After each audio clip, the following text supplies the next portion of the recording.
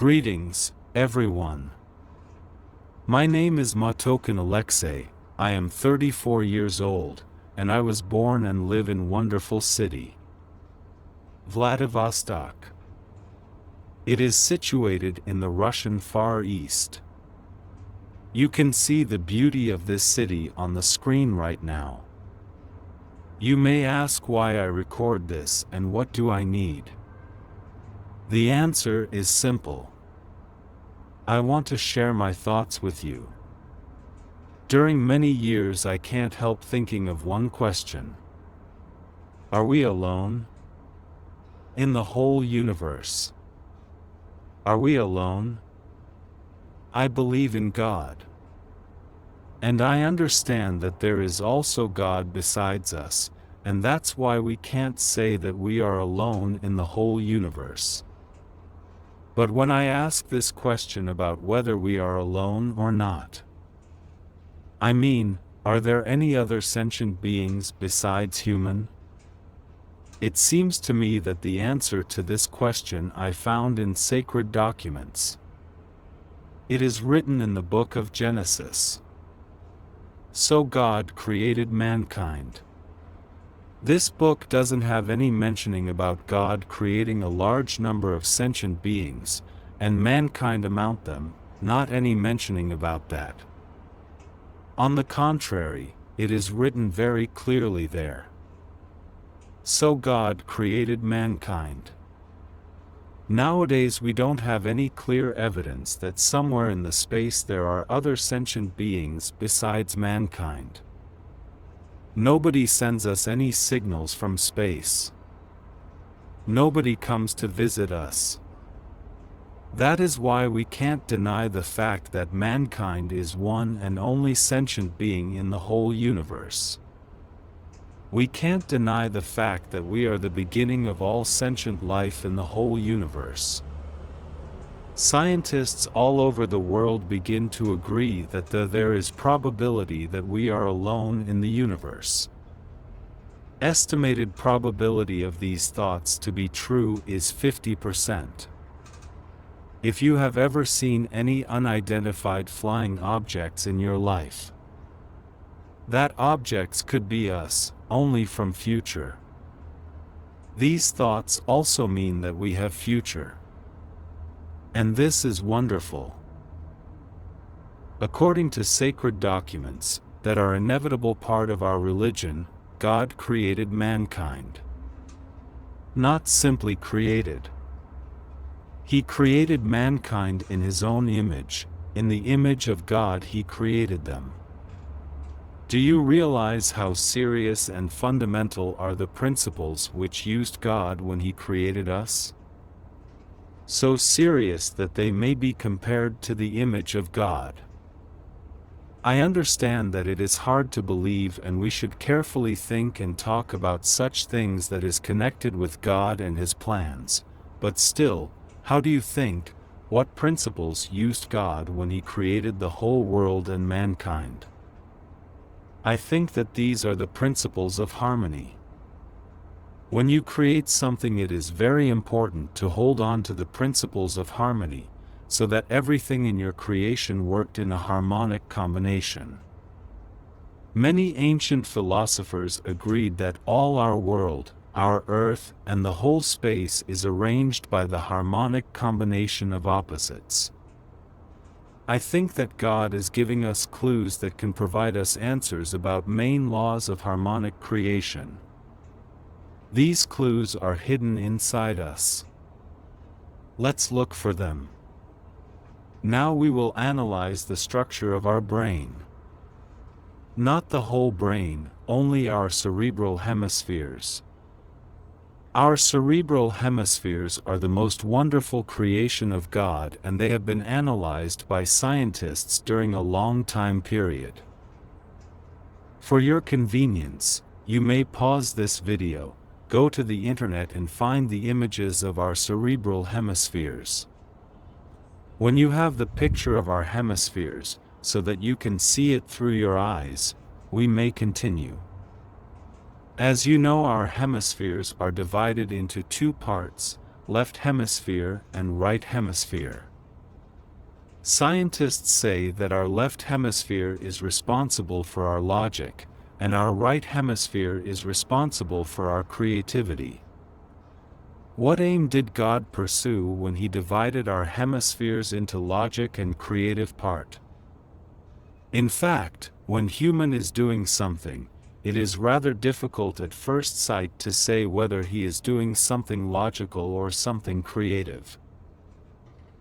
For example, let's consider the life of a person who is a popular professional singer.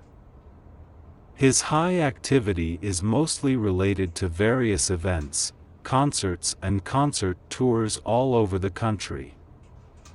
He has a tight schedule, so tight that he has very little time left to spend with his family. From your opinion, the activity of this professional singer is related mostly to logic or creativity? At first sight we can say that of course the activity of this singer is mostly related to his creativity. He really uses his right hemisphere when he sings, feels the music, dances alone with the music, controls his voice, in order to make his fans happy. But just imagine that he is singing this song for the 1,000th time. This is his 100th concert, not including the huge number of rehearsals. Yes, he really uses his right hemisphere, but when he sings this song for the 1,000th time he uses his left hemisphere as well as his right hemisphere. He uses his left hemisphere even more than he uses his right hemisphere.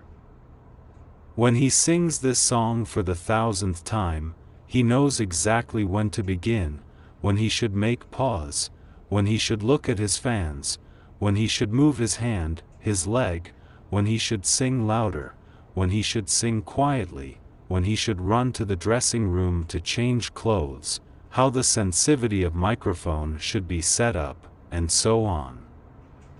All these actions are controlled mostly by left hemisphere. This singer gives all his best to make his fans happy. He thinks about every detail, he works hard for the love of his fans. The thing is that when creativity becomes a part of our job, we use mostly our left hemisphere in order to make this job done, no matter how creative this job may seem to be at first sight.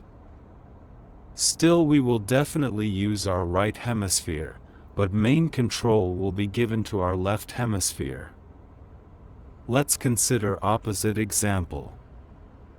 Imagine computer programmer who works in IT company, and his job is related mostly to writing program codes and designing algorithms in order to develop software for the clients. It is clear that in order to do his job he mostly uses his left hemisphere. His job is mostly related to logic, that's true. It's been 3 hours since he has been working on his computer, trying to write program code for his client. Now he decided to take a short rest. He leans on the back of his chair, putting his hands under his head, and he begins to dream. He dreams that after a couple of years he will open his own company. He will develop his own software products, and clients will love them. Then he remembers that he forgot to write some very important part of program code in his own project. He moves back to his computer and closes the project of a client in order to open his own project, and he begins to write his code. All actions that were described since the programmer began to dream, all these actions were mostly directed by right hemisphere of a computer programmer, despite the fact that they were strongly connected with logic. There is fundamental difference between programmer who is writing his own project and singer who plays his show for the 1,000th time. Programmer has the feeling of inspiration, while the singer tries to be careful and attentive as much as possible. He analyzes actions and actions of his crew and gives proper signals to them if it is necessary. When we try to use our mind in order to dream and make our dreams come true, we mostly relax our mind. When we are doing our job for the needs of our professional career, we mostly force our mind to work. As you can see, in my last conclusions I used the word mind instead of the word brain or the word hemisphere. It was done on purpose, and now you will see why. On the one hand, our cerebral hemispheres can be divided into left hemisphere and right hemisphere, and on the other hand, our cerebral hemispheres can be divided into frontal lobe and feeling lobe. Our feeling lobe is a combination of parietal, occipital, and temporal lobes. We use our left hemisphere in order to work, we use our right hemisphere in order to rest. But the examples that we used to describe this theory were mostly connected with our mind, not our feelings.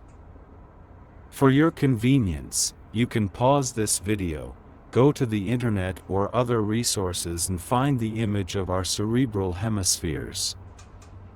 But this time it is better to find the image of our hemispheres where all four lobes are presented: frontal lobe, parietal, occipital, and temporal lobes. So let's see again how our hemispheres are divided. On the one hand, they are divided into left part, so that we can work, and right part so that we can rest. On the other hand, our hemispheres are divided into frontal lobe, so that we can use our mind, and feeling lobe, so that we can use our feelings. So our mind can actually rest when we are involved into inspirational and creative activity, but this activity can make our feelings work too much, so that we can get really tired, especially if this creative activity lasts too long.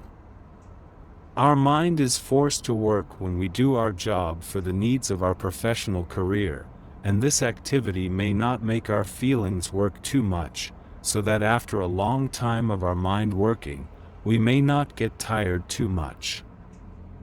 So our programmer may get really tired after making his own project during a couple of hours, and our singer may stay rather fresh and cheerful after playing his show for a couple of hours.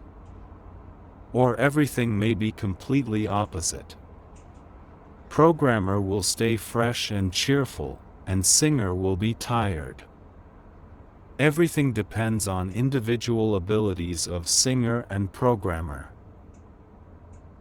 So, God gave us abilities to relax our mind and force it to work, and also relax our feelings, and force them to work.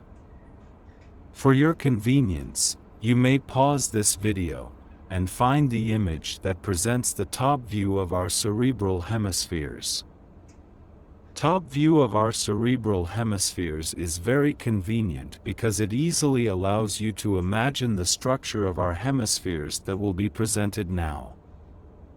The structure of our hemispheres consists of four parts: left frontal lobe, right frontal lobe, right feeling lobe, left feeling lobe. We mostly use our left frontal lobe in order to make our professional career. We mostly use our right frontal lobe in order to dream and make our dreams come true. We mostly use it when we are making our personal creative projects, which gives us inspiration.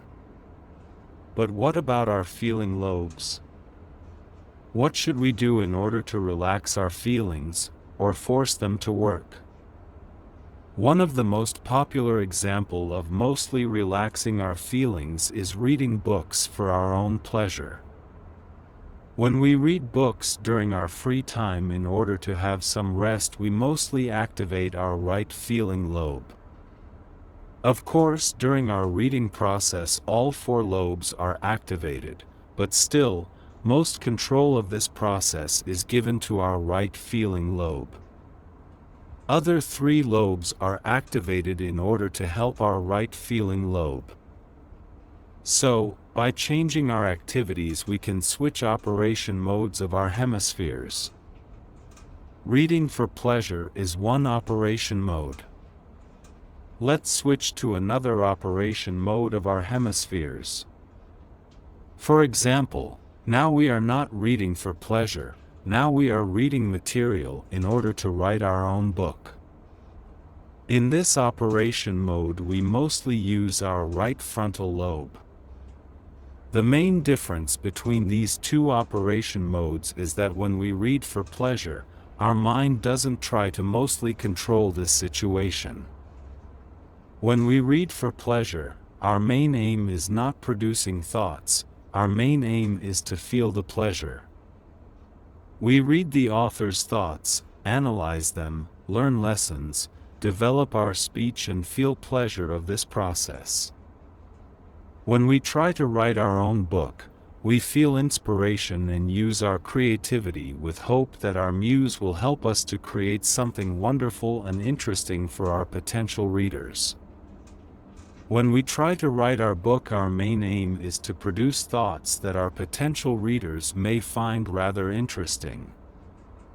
Our mind mostly controls this process, mostly our right frontal lobe controls this process. Let's switch to another operation mode of our hemispheres. Now we are reading a report that we should analyze before working meeting with our boss. In this operation mode we activate mostly our left frontal lobe.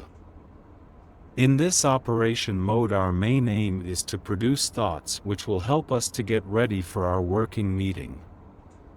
So, the main aim of our activity can describe the operation mode of our hemispheres that we will use during this activity. If our main aim is professional career, we will use left frontal lobe. If our main aim is our dream, we will use right frontal lobe. If our main aim is our hobby, then we will use right feeling lobe. There is one last operation mode. What aim should we pursue in order to activate mostly our left feeling lobe? When we mostly activate our left feeling lobe, we force our feelings to work. I believe that we use this operation mode of our hemispheres when the main aim of our activity is our family. When we take care of our family, we mainly use our feelings in order to understand what our family really needs and how we can help. We shouldn't produce thoughts about what our family really needs, we should feel it. When we take care about our family, we really force our feelings to work. Family teaches us to deal with our selfishness, because in order to help our family we should do things that our selfishness doesn't like. Helping your family is not an easy task. We should feel to understand how we can help, how we can protect from mistakes, how to set the proper level of control. All this stuff really motivates us to work on our feelings in order to do good for our family. So we can classify all variety of our activities into four main groups: our professional career, our dream, our hobby, our family. There is one interesting question about this classification. Why 4 groups was enough to classify all variety of our activities? Why 4? Why not 2, for example? I believe that a whole needs 4 parts in order to create harmony. Now I will try to explain why. Nowadays philosophy contains one clear example of harmonic relations between 2 opposite sides. These are relations between form and content. These relations are harmonic mainly because form and content fill and complement each other. Content is a composition of the elements of the whole. Form is a structure of this composition. Let's look at the top view of our hemispheres. Let's take a close look at it. On the one hand, our hemispheres are divided into left and right parts. On the other hand, they are divided into frontal lobe and feeling lobe. On the one hand, our hemispheres are divided into work and rest. On the other hand, our hemispheres are divided into mind and feelings. Don't you have the feeling that work and rest fill and complement mind and feelings? Don't you have the feeling that mind and feelings fill and complement work and rest? I believe that work and rest are main characteristics of form of our hemispheres, while mind and feelings are main characteristics of content of our hemispheres. Content of our hemispheres is a composition of elements which gives us an ability to use our mind, an ability to use our feelings. Form of our hemispheres build up a structure of this composition. This structure allows us to use our mind and our feelings in order to work and to rest. The structure, which consists of 4 parts, allows form and content fill each other and complement each other. Let's see how these parts relate to each other in qualitative and quantitative ways. Our left frontal lobe allows us to force our mind to work. Our right frontal lobe allows our mind to have a rest. On the one hand, our left frontal lobe is common with our right frontal lobe in the characteristics of content. They both are parts of our mind. On the other hand, our left frontal lobe is opposite to our right frontal lobe in the characteristics of form. We use right frontal lobe for rest and we use left frontal lobe for work. There are several options for the qualitative relations of our 4 parts. One option we described just now. The relations between left feeling lobe and right feeling lobe also belong to this option. The other option is when our parts are common in characteristics of form and opposite in characteristics of content. For example, our left frontal lobe and left feeling lobe, as well as our right frontal lobe and our right feeling lobe. Another option of relations is when our parts are opposite in both characteristics of form and content. For example, left frontal lobe and right feeling lobe, as well as our right frontal lobe and left feeling lobe. For your convenience, you may pause this video and look at this relations as much time as you need. There is one interesting fact about parts that are common in characteristics of content. These parts strive for quantitative equality. We know that our left hemisphere strives for quantitative equality with our right hemisphere. Though it is rather obvious when we see the image of our hemispheres, this fact was also confirmed by scientists. They measured the volume of our right hemisphere and left hemisphere and proved the fact that our right hemisphere occupies almost the same volume as our left hemisphere. As well as our left frontal lobe strives for volume equality with our right frontal lobe. As well as our left feeling lobe strives for volume equality with our right feeling lobe. There is even more interesting fact about the parts that are opposite in the characteristics of content.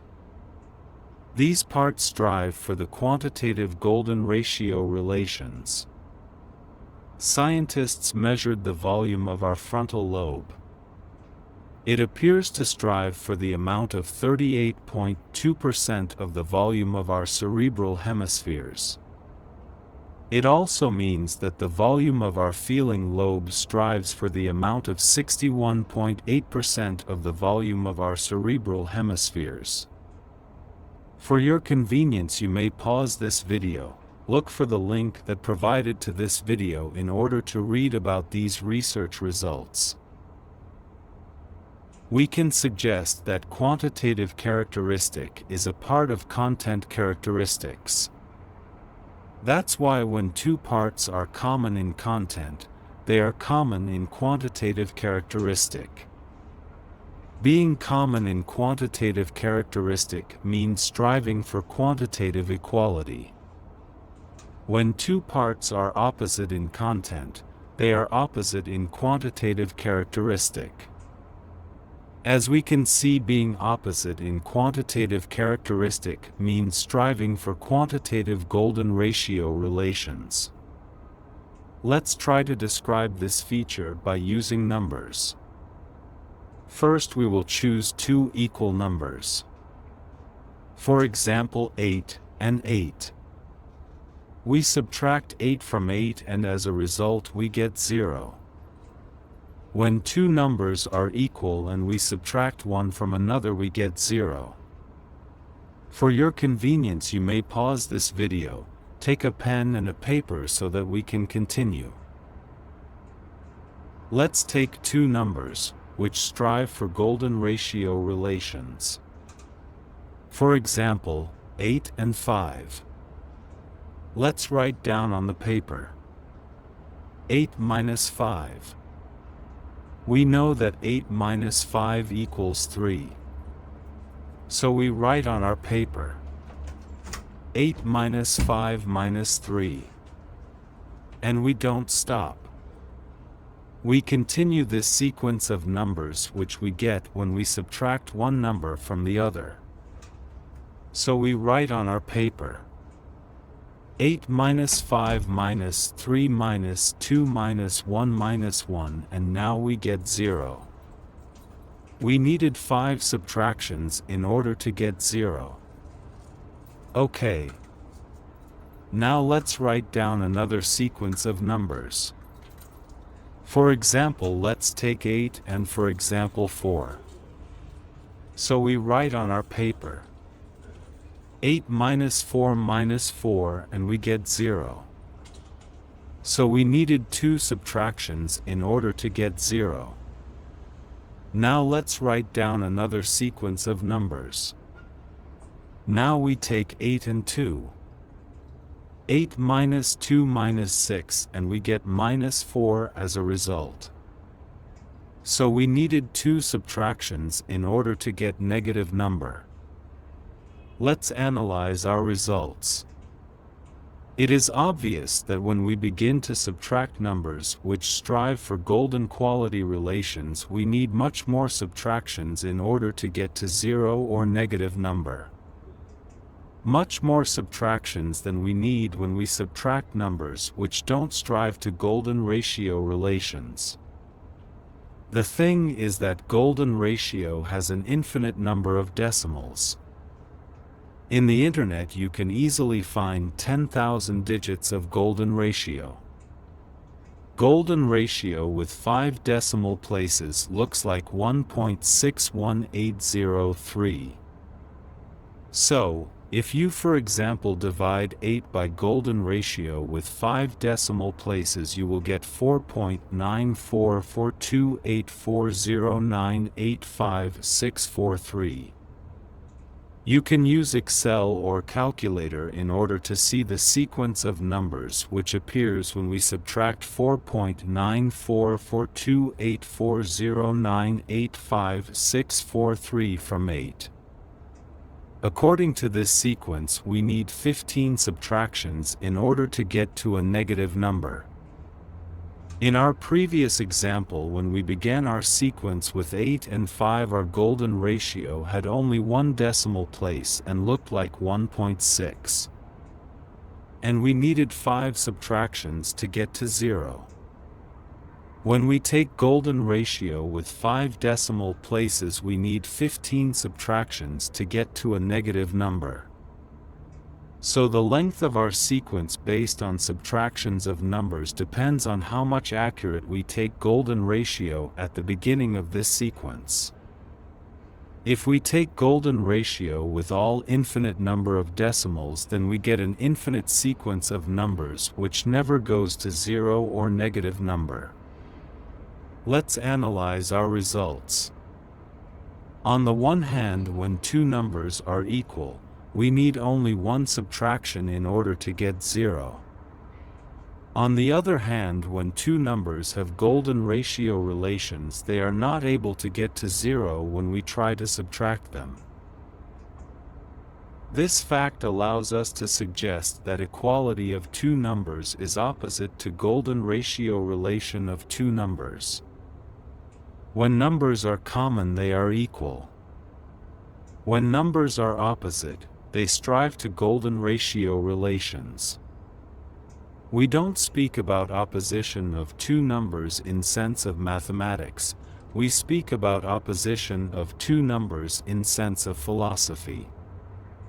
Philosophy tells us that oppositions are able to fill each other and complement each other.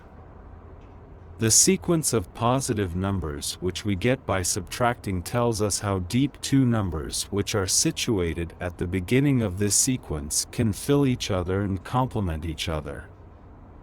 The longer the sequence, the better is the ability of these two numbers to fill each other and complement each other in a quantitative way. When we subtract two equal numbers, we illustrate relations between two opposites in sense of mathematics. But in sense of philosophy, these two numbers are not opposite, they are equal, they are common. When we subtract two equal numbers, we create the shortest possible sequence, which consists of only one subtraction. It means that two equal numbers cannot fill each other and complement each other in a quantitative way. Because they are not opposite, they are common. According to philosophy, common parts can't fill each other and complement each other, only opposite parts can do it. Now let's look again at our image of four parts of our hemispheres. There is one interesting thing about parts which have common characteristics. These parts are common by only one characteristic, and opposite by another characteristic. Parts which are common by form are opposite by content. Parts which are common by content are opposite by form. Why the whole needs such kind of relations where parts are common by one characteristic and at the same time are opposite by another characteristic? According to philosophy, our world consists of polar opposites. Polar opposites are extremely opposite to each other. They don't have anything in common. For example, light and darkness. Polar opposites fill each other and complement each other, but their relations have one serious drawback. When they fill and complement each other, they sacrifice themselves in order to do this. As we know, the more the light, the less the darkness. And vice versa, the more the darkness, the less the light. In the first example, darkness sacrifices itself in order to fill and complement the light. In the second example, light sacrifices itself in order to fill and complement the darkness. And what do we see when we look at parts that are absolutely common? For example, light and light, or darkness and darkness. We see that absolutely common parts don't fill each other and don't complement each other, but also they don't sacrifice themselves. We can suggest that common relations prevent two parts from any sacrifices. That's why true harmony is born between two parts that are half opposite and half common at the same time. Their opposite halves allow two parts to fill and complement each other, while their common halves prevent two parts from any sacrifices. Let's look at our four parts of our hemispheres. Let's look at our right feeling lobe and left feeling lobe. Right feeling lobe is mostly activated when our activity is related to our hobby. Left feeling lobe is mostly activated when our activity is related to our family. The thing is that people usually start a family with those people who become part of their hobby. When people become a part of each other's hobby, there is high probability that they will start a family. Being a part of each other's hobby means that people gain emotional pleasure from each other. The feeling of emotional pleasure can be the beginning of a great feeling which is called love. Love is born from emotional pleasure and helps us to start a family and to make it really strong. Love helps us to fight our selfishness and take care about our family. Love improves our hobby and love improves our family. On the one hand, love improves our hobby because it helps us to fight our selfishness, so as a result we save our ability to feel emotional pleasure from things we really like, and at the same time we don't let our selfishness rule the process of our gaining emotional pleasure. Because when we let our selfishness rule the process of our gaining emotional pleasure, we can do evil things. Love helps us to fight evil that can be born from our selfishness. On the other hand, love improves our family because it helps us to respect and take into consideration interests and hobbies of all family members. Inside us, love creates the true desire to help our family members with their interests and hobbies. All this makes our family strong. You can take a pen and write on the right side of the paper the word hobby, and on the left side of the paper the word family. And you can draw an arrow from the word hobby to the word family. And you can write the name of this arrow. The name of this arrow is love. This drawing symbolically reflects the birth of love from our feelings of emotional pleasure in order to help us fight our selfishness and start a family and make it strong. We see that our hobby fills and complements our family, and at the same time it doesn't sacrifice itself. As we fight our selfishness, we can really change and develop our hobby in some way, but we don't make it smaller. We make it only better. As well as we make our family better. Of course, it is not an easy task to breathe harmony in relations between our hobby and our family. It requires a lot of work, but it is definitely worth it.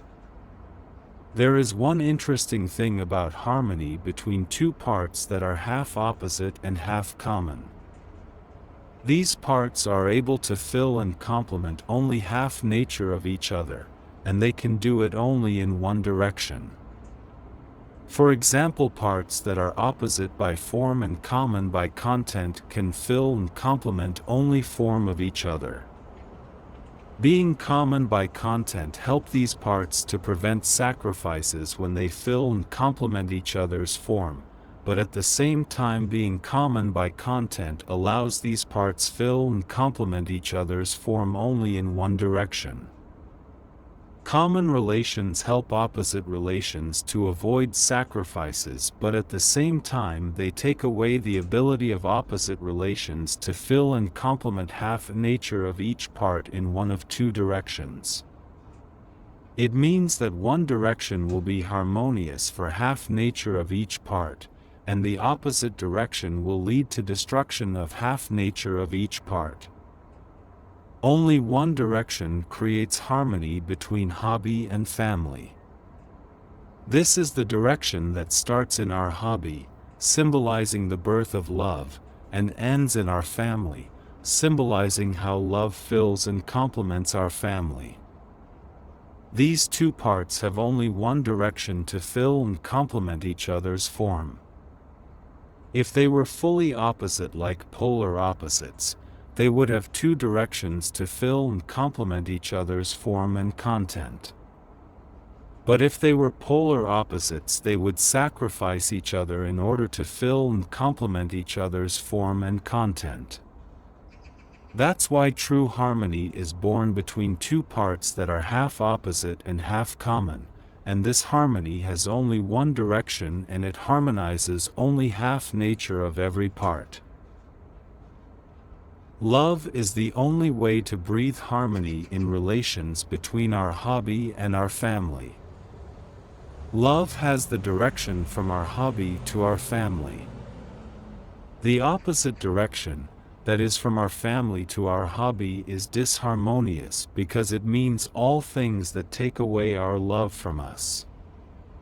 If we draw an arrow from our family to our hobby, we symbolically describe examples when people selfishly choose their own interests and their own methods of gaining emotional satisfaction, and they are not ready to change for anyone. For such people, it is extremely difficult to start family, and to make it strong. For such people, it is extremely difficult to feel love. Love is one of 4 theological virtues according to our religion. Let's name our 4 theological virtues: love, faith, hope, and wisdom. As we know, saints' faith, hope, and charity, or love, are a group of Christian martyred saints who are venerated together with their mother, Sophia, wisdom. Love is born inside our hobby, faith is born inside our family, wisdom is born inside our professional career, hope is born inside our dream. Let's draw 4 theological virtues using the image of our hemisphere's structure. Let's take A4 paper and draw the symbolic image of our hemisphere's structure.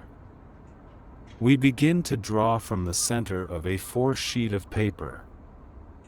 We will draw arrows. First, we will draw an arrow which is directed upwards, and length of this arrow will be 5 centimeters.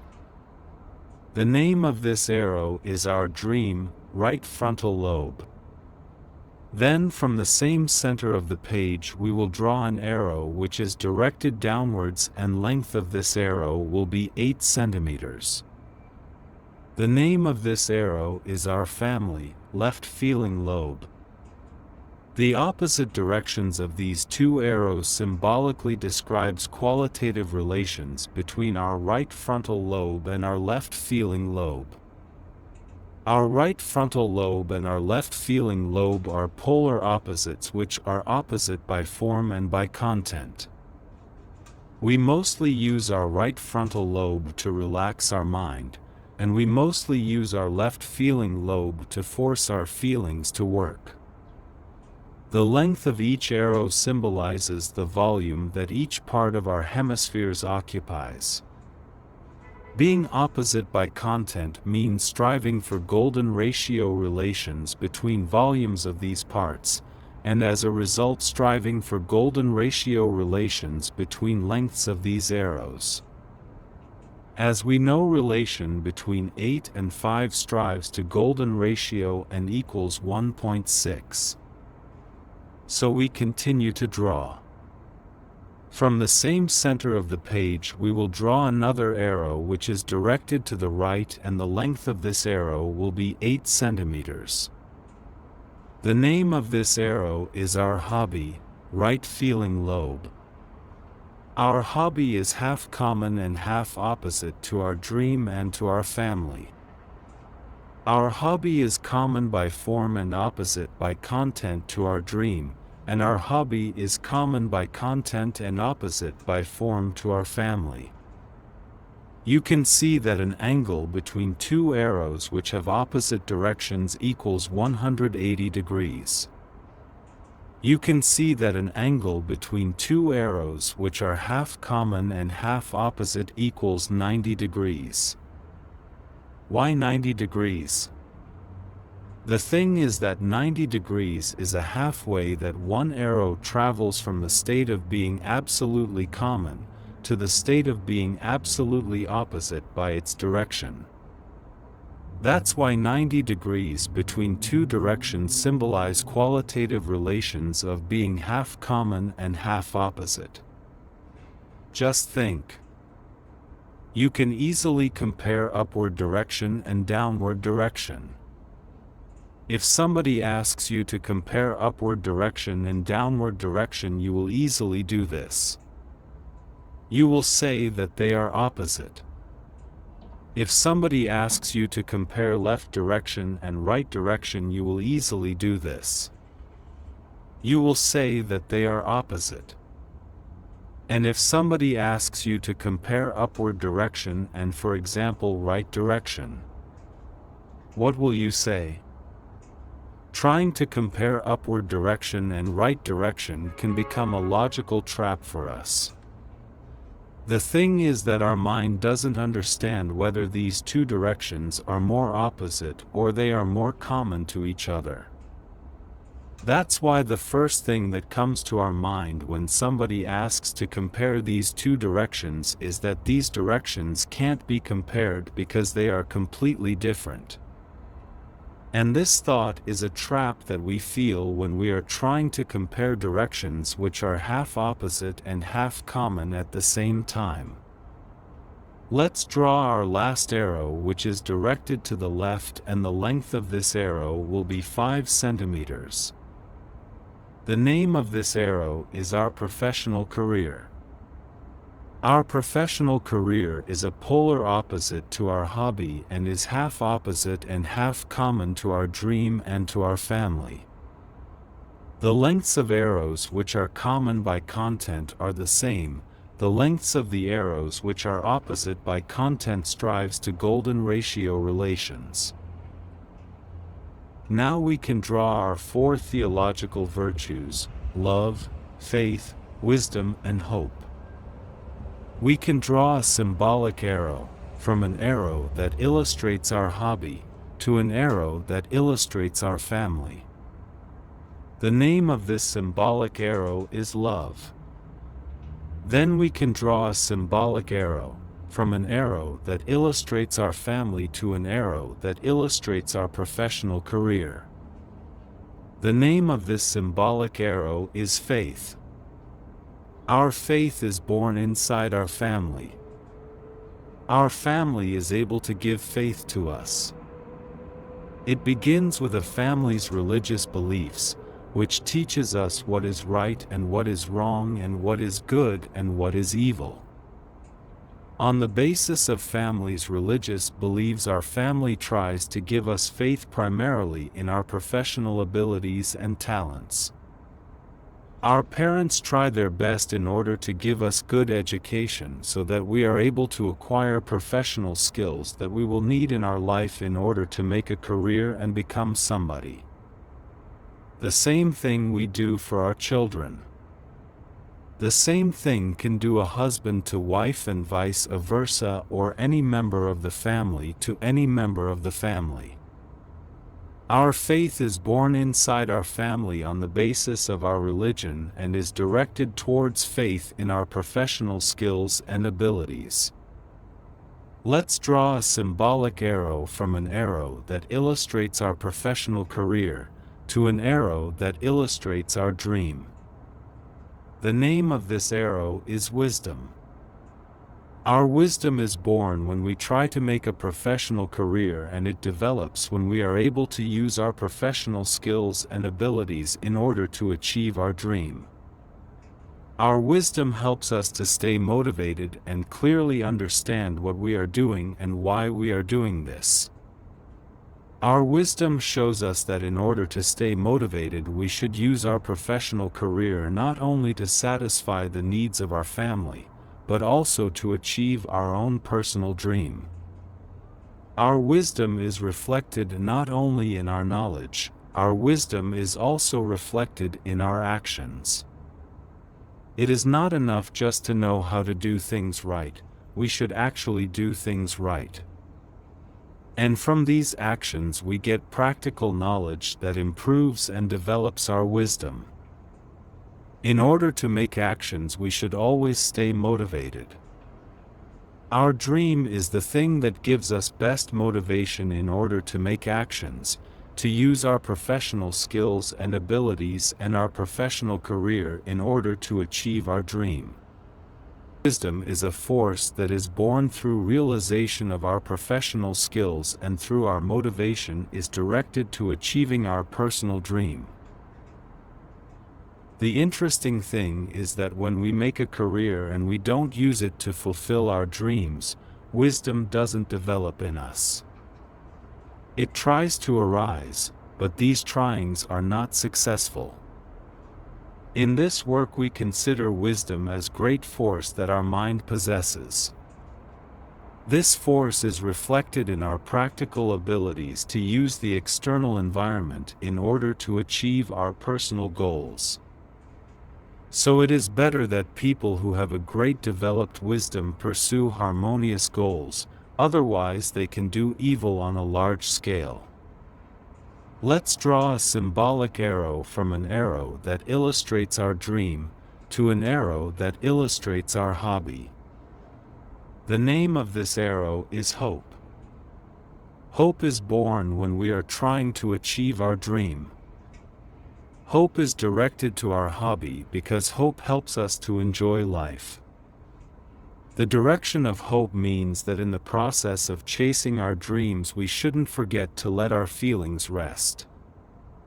If we chase our dream and forget about our hobby, we will lose our hope and we will lose ability to enjoy life.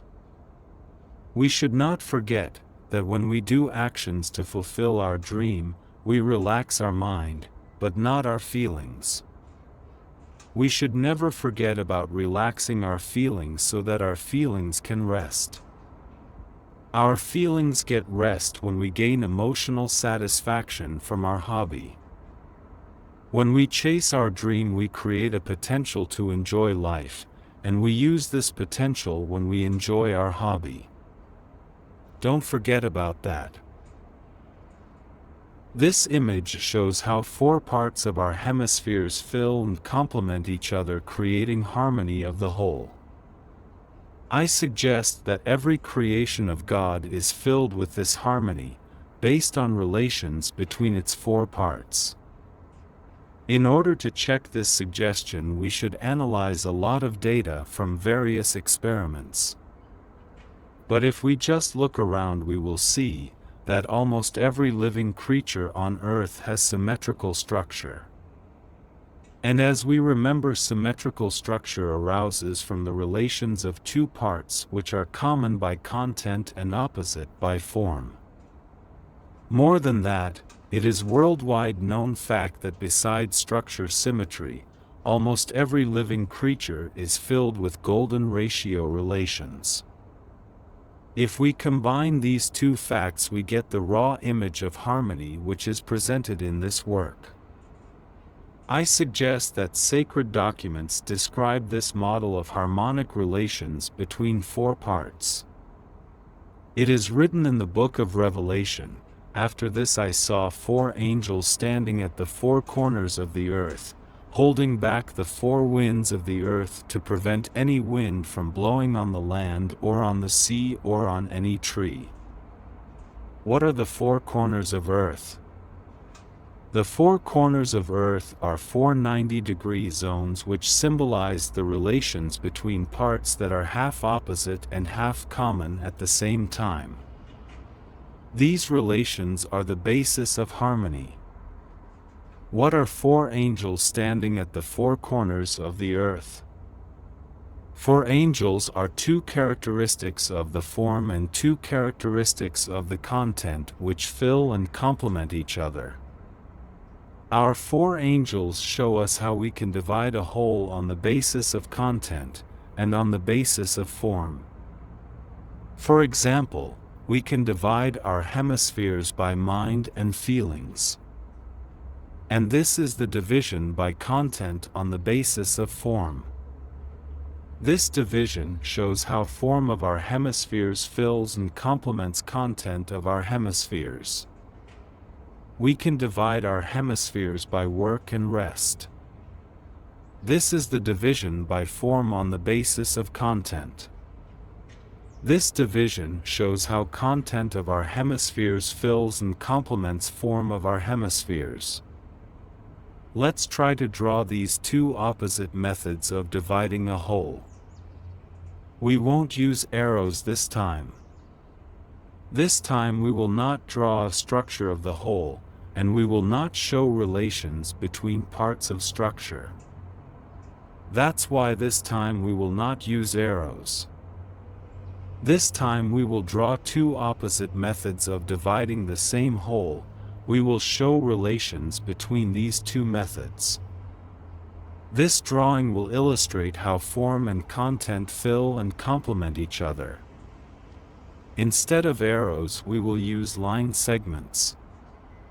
We will draw two line segments, vertical and horizontal. The length of each line segment will be 13 centimeters. These two line segments should intersect each other, and when they intersect each other, vertical line segment is divided by two parts, upper part which has the length of 5 centimeters, and lower part which has the length of 8 centimeters. Horizontal line segment is also divided by two parts, left part and right part, and each of them has the length of 6.5 centimeters. The intersection of two equal line segments symbolically shows how form and content fills and complements the same whole. Upper part of our cross symbolizes our mind, right part of our cross symbolizes our rest, lower part of our cross symbolizes our feelings, left part of our cross symbolizes our work. This time 90 degrees between vertical and horizontal line segments symbolizes that these two methods of dividing the whole are opposite to each other. In this case 90 degrees is the longest angle that one line segment should be turned at in order to merge these two line segments in one line segment. The four angels symbolically show us that form and content are able to fill and complement each other, and they show it through the image of the cross.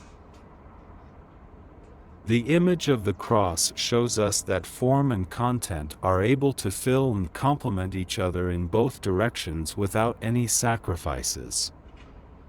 The relations between form and content is harmony itself. And when we take away this harmony from the whole, it leads to its destruction. My father, Matokin Gennady, is a holder of an advanced doctorate, Doctor of Science, in engineering sciences. In his dissertation work, he studied the destruction processes in grain structure of metals. One of the results of his work was pointing out one of the most interesting properties of destruction of grain structure of metals. When metal grain destructs, it is separated by two parts, and the sizes of these parts strives to golden ratio relations. One part occupies 38.2% of the whole grain size, another part occupies 61.8% of the whole grain size. It is the first step of metal grain destruction.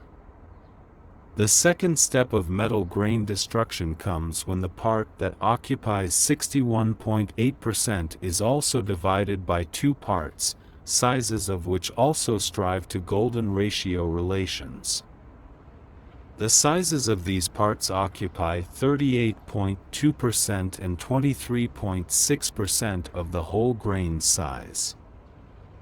I think that when we physically destroy the whole, we take away the form from this whole.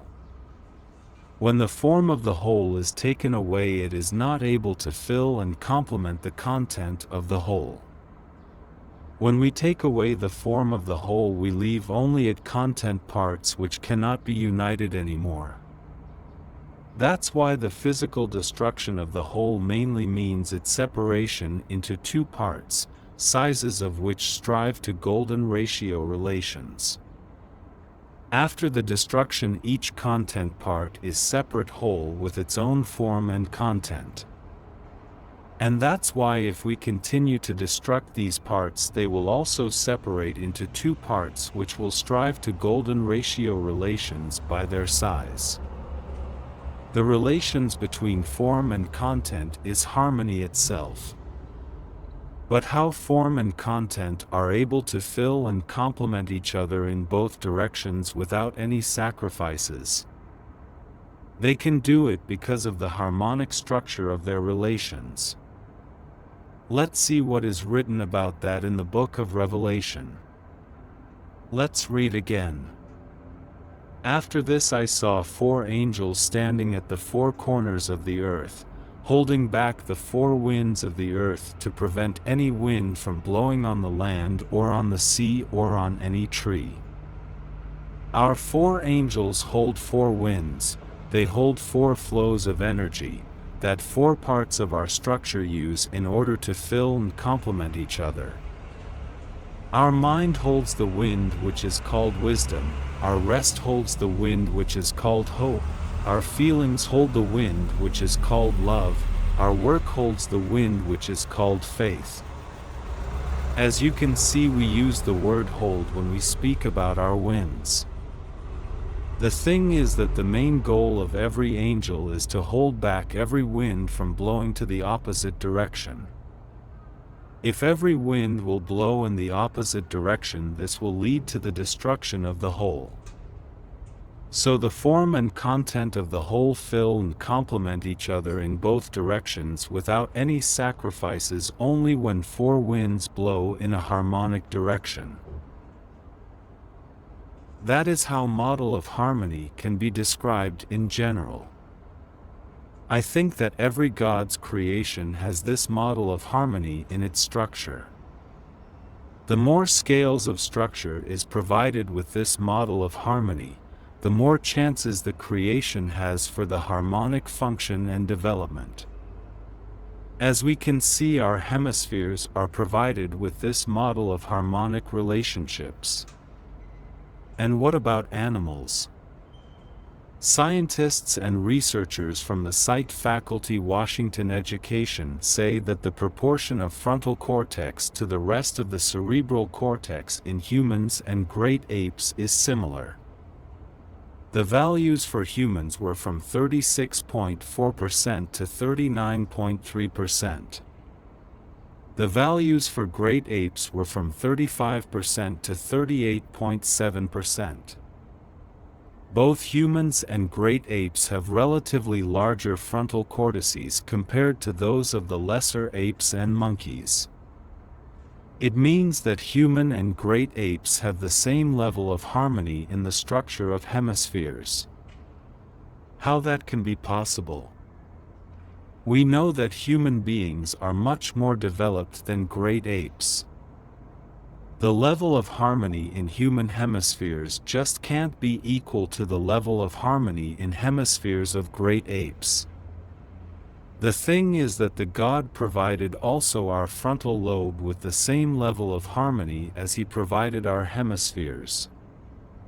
And human being is one and only creation of the God provided by such high level of harmony in the frontal lobe structure. Our frontal lobe also has 4 parts in its structure. Left prefrontal lobe, right prefrontal lobe, right postfrontal lobe, left postfrontal lobe. Our left frontal lobe strives to volume equality with its right frontal lobe. Our prefrontal lobe strives to golden ratio relations with our postfrontal lobe. PubMed resource published the results of volumetric analysis of the prefrontal cortex in human. The percentage of prefrontal cortex relative to total brain volume was 12.51 for humans. The bookshelf of National Library of Medicine contains literature about anatomy of cerebral cortex, and it is written there that our cerebral hemispheres are part of the central nervous system situated in the cranial cavity and connected to the cerebellum through the brainstem. The volume of cerebral hemispheres in males and females is respectively 87% of total brain volume. Now it's easy to calculate the percentage of prefrontal lobe relative to our hemisphere's volume. We should divide 12.51 by 0.87. As a result, we get 14.38%. According to our harmony model, the volume of our prefrontal lobe should be 38.2% of 38.2% of our cerebral hemisphere's volume. we can see that 38.2% of 38.2% equals 14.59%. Our harmony model tells that we should have 14.59%, and scientific researches tell us that we actually have 14.38%. These are really close numbers, aren't they?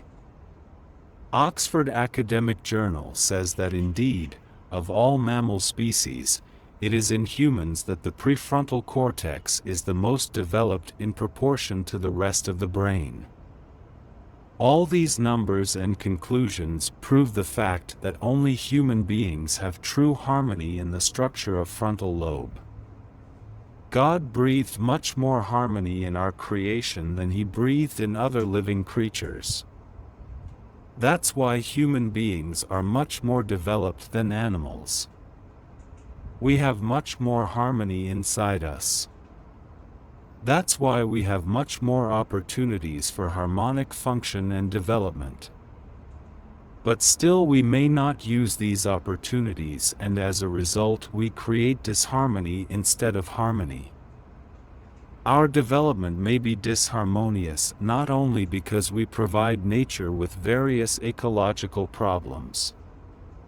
Our development may be disharmonious because there are people who don't have family, or people who can't make a professional career, or people who don't have a dream, or who are not chasing after their dream, or people who don't have hobby, or people who forgot how their hobby looks like, or people without love, people without faith, people without wisdom, people without hope.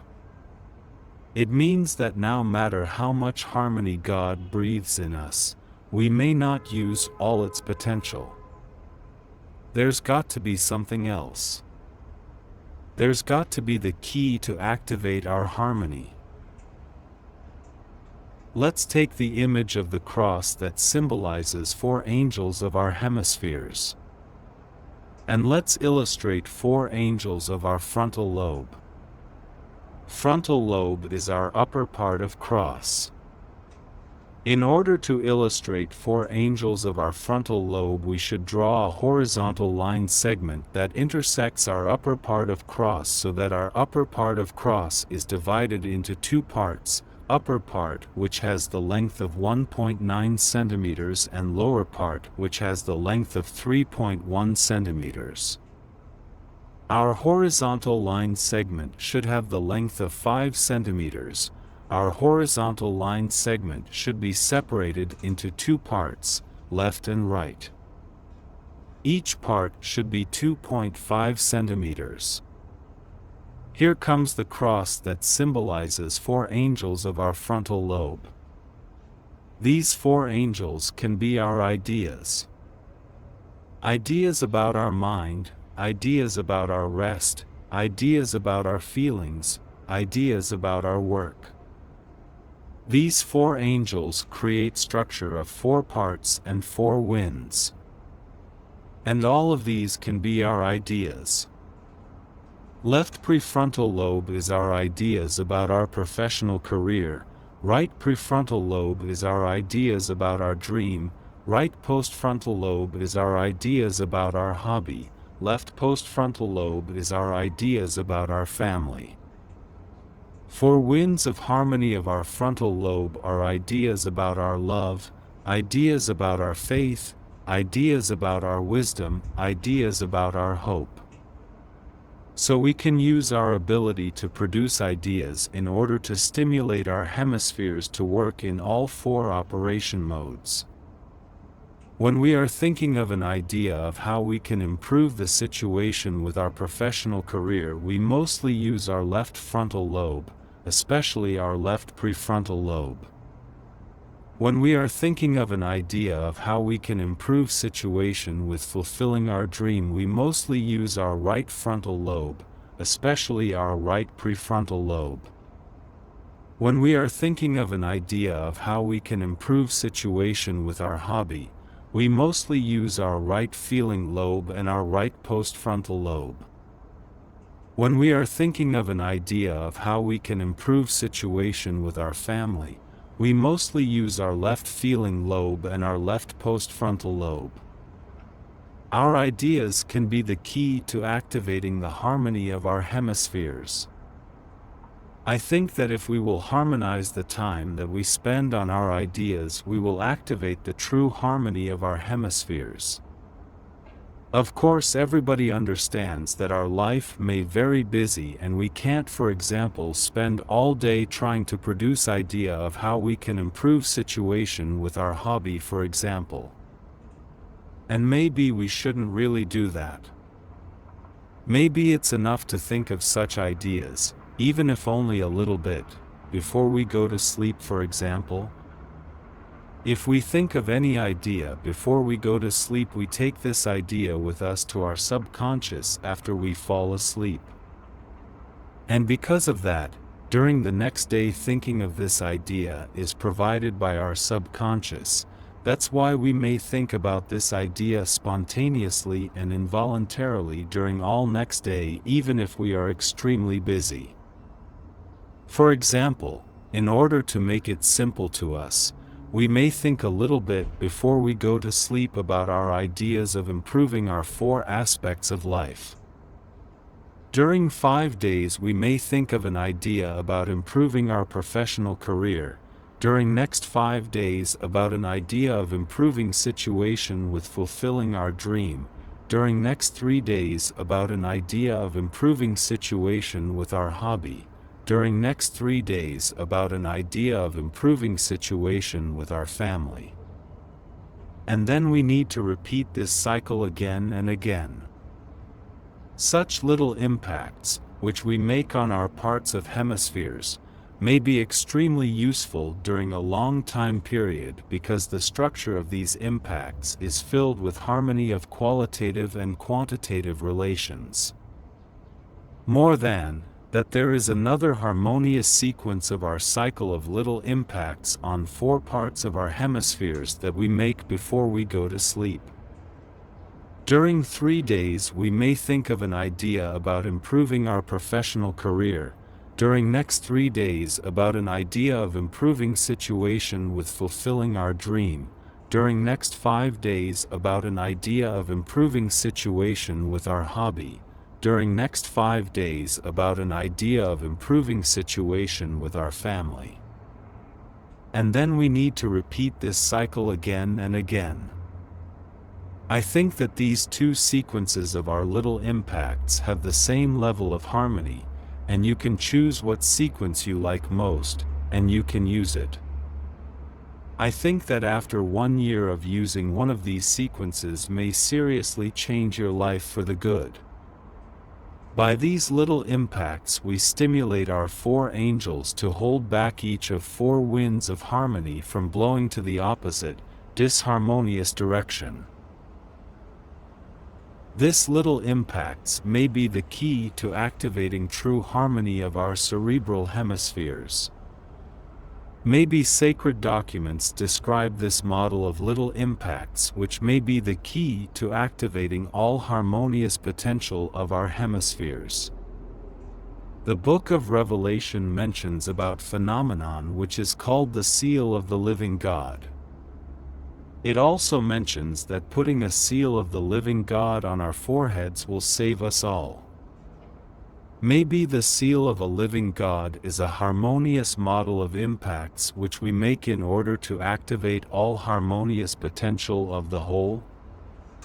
Putting this seal on our foreheads may mean making harmonious impacts on our frontal lobe in order to activate all harmonious potential of our cerebral hemispheres.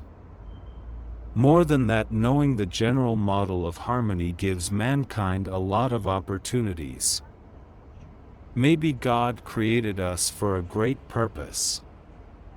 According to sacred documents, we are the servants of God. It means that we should understand His will and do His will. Maybe God breathed a great amount of harmony in us, so that we were able to understand the true nature of harmony and to understand how it really works.